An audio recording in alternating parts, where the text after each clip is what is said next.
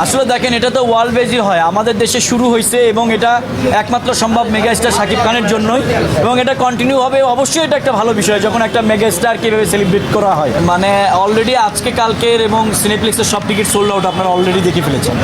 তো সিঙ্গেল থিয়েটারেও কিন্তু আজকে দেখেন সকাল 10টায় মধুমিতা হল অনেকদিন হলো বন্ধ, জানেই না কিন্তু অনেকেই, তারপরেও যে এত মানুষ আসছে এটা তো নিজের চোখেই দেখছেন। তো আশা রাখি সব মিলিয়ে ভালো কিছু হবে, এবং এই ছবিটার উপরে কিন্তু অনেক কিছু নির্ভর করতেছে যে অ্যাকচুয়ালি বাংলাদেশ ইন্ডাস্ট্রিতে ঈদ ছাড়া ছবি মুক্তি হবে কিনা। তো এটা আমাদের অ্যাকচুয়ালি সবারই সাপোর্ট করা দরকার। এরকম যদি একটা দুটো ছবি ঈদ ছাড়া ভালো হয়ে যায় তাহলে কিন্তু ইন্ডাস্ট্রিটা ঘুরে দাঁড়াবে। না অবশ্যই ঈদ ঈদি তো সবাই পাঞ্জাবি পরে আছে, এত লোকজন ব্যান্ড পার্টি বাজতেছে, ঈদ ঈদি তো চলতেছে। একটা খুশির দিন, কারো কোনো বদনাম করতে চাই না, আমরা শুধু বলতে চাই সিনেমার প্রত্যেকটা মানুষ আমরা একের পরিপূরক, সবাইকে নিয়ে আমরা ইন্ডাস্ট্রিকে বাঁচায় রাখবো, দ্যাটস ইট। শাকিব ভাই কালকে রাতেই মানে উনি ঘুমানোর আগেও বারবার ফোন দিচ্ছিল, সকালবেলাও একবার কথা হয়েছে, ভাইয়া খুব এক্সাইটেড। আমি বলছি ইনশাআল্লাহ টেনশনের কিচ্ছু